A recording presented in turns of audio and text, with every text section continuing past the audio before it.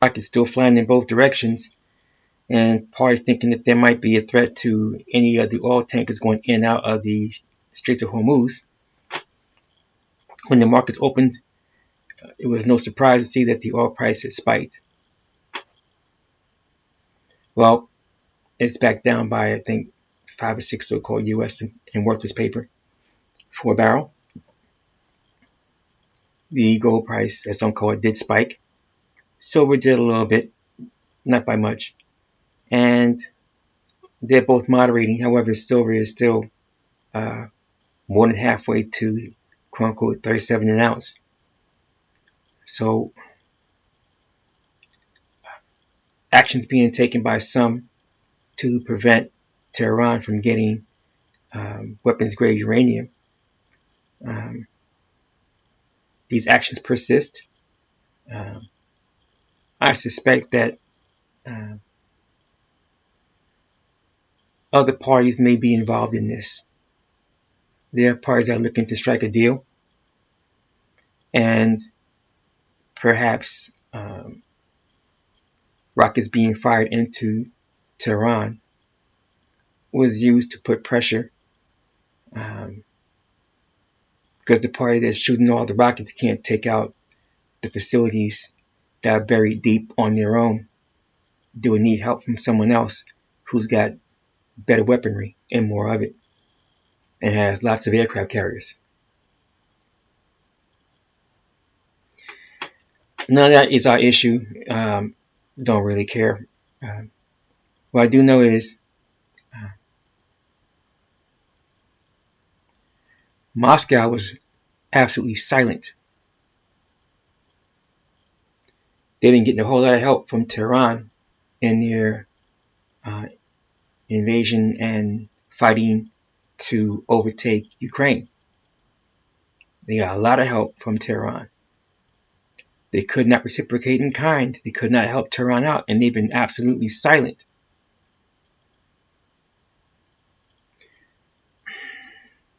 So if you are a hunter leader in the Sahel,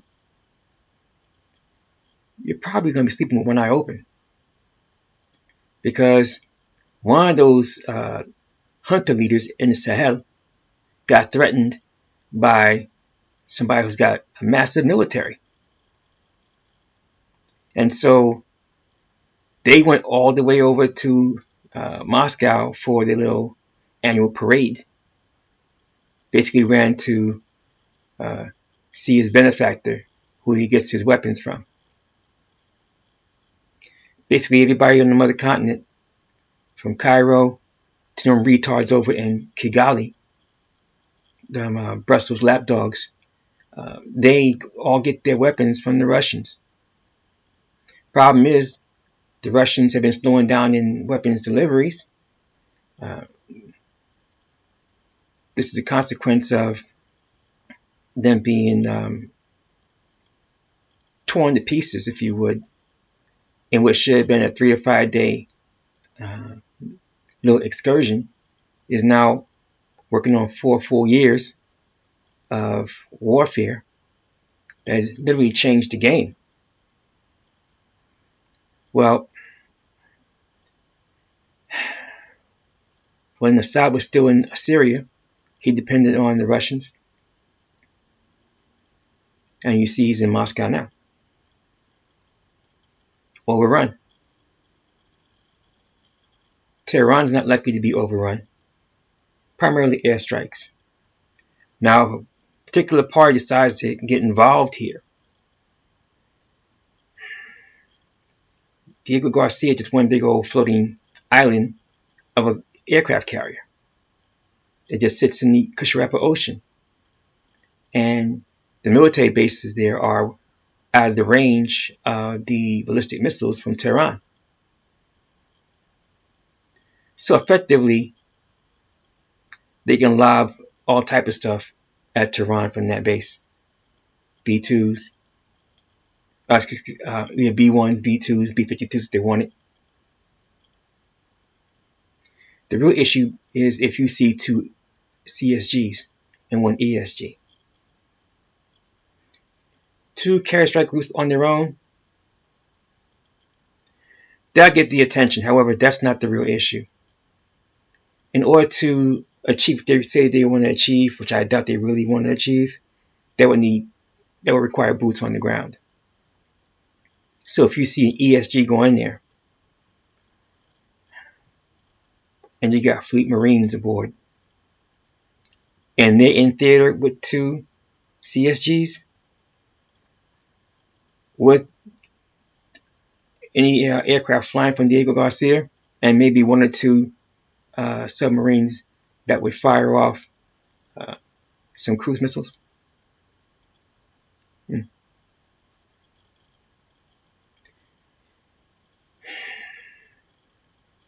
If you see that happen, and if you see elements from particular military bases being flown in to jump, to parachute in, that's a whole different matter entirely. Because at that point, no, they intend to subdue for real. Unlikely, because Tehran is not like Baghdad. Baghdad was flat. Sumer is flat.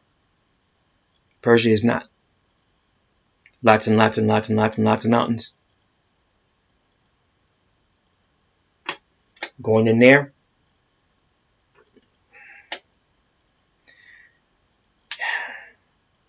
So to make that kind of a move, it's a massive commitment of forces. A massive commitment of forces. I don't see it happening. This is all theater, dog and pony show anyway. Particular parties are working particular agendas. And international banksters are financing all sides of the equation. It's a distraction while other things are being done across the planet. Not our issue. We have to be mindful of it and observe it, because these things impact global markets, that impact supply routes, supply chains, commerce, and trade. And for that reason alone, we do monitor and observe. Other than that, our primary focus has to be our internal operations for the equipment, materials, and supplies that provide for effective infrastructure for our population. Everything else, well, we're peaceful unto all and hostile unto none, because we're neutral unto all parties. We stay out of it. Not our business, not our problem, not our fight. We don't take sides. Again, the ones that should be the most concerned are the hunter leaders over in Sahel, because they're depending on Moscow for their weapons. So when Ukraine took out 1/3 of the bomber fleet of the Russians, that was the big story. The other story was they took out a fair amount of their transport planes. You know, the ones they fly the weapons in and fly to go back to Moscow with. If you need the weapons quick, you gotta send it by air. Other than that, the weapons go by ship. Ship probably goes to Agadir or Safi, and then from there, overland into Sahel, over to the hunters. That's for the larger shipments, the heavier stuff, and larger amounts. It takes time to get there, though. And if parties want to make particular moves on the Sahel, they could. It won't be Paris. The Franks and Gauls are basically done. They only have 1 aircraft carrier. So they've been losing all their colonies, their allegedly former colonies, to the Russians. So if they wanted to make a move, they would, but they can't. When aircraft carrier is not enough. Their way in would be through Zanaga district. They would need 3 aircraft carrier groups to do that. 1 to pacify Zanaga district, and the other 2 would run the tactical operations over the airspace of Zanaga into Mali Beni Warith. And that would give some serious trouble to those in Bamako, that particular junta. French gendarmes get in there. The French can all get in there. It might be dominoes all the way into Ouagadougou. As I said, the French are done. They don't have the means to do it. And quite frankly, everybody's got to get out. Londinium out, Paris out, Brussels out. Swamp, or in English, Deutsch language, that would be Berlin. Berlin out. Moscow definitely out. Beijing out. The Rockefeller owned and operated UN out.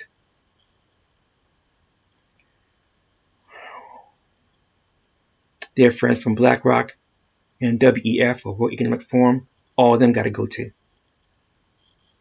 WHO, IMF, everybody out. Paris Club has to go. Commonwealth has to go. Everybody out. Non-violently out.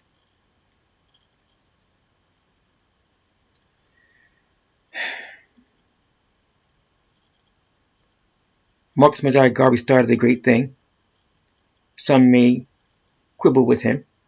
However, the premise was honorable, a uniting of the diaspora and those on the mother continent. I agree to the form and the substance, in a non-violent manner. Peaceful, peaceable.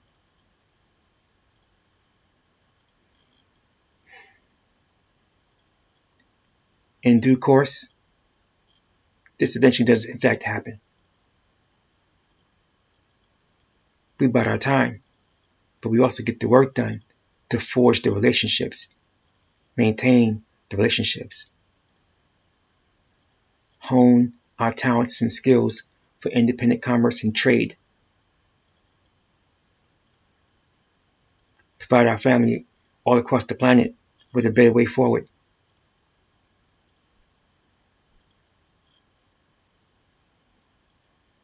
The masses, they deserve it. Will they fight for it in terms of their mindsets getting right? That is the question.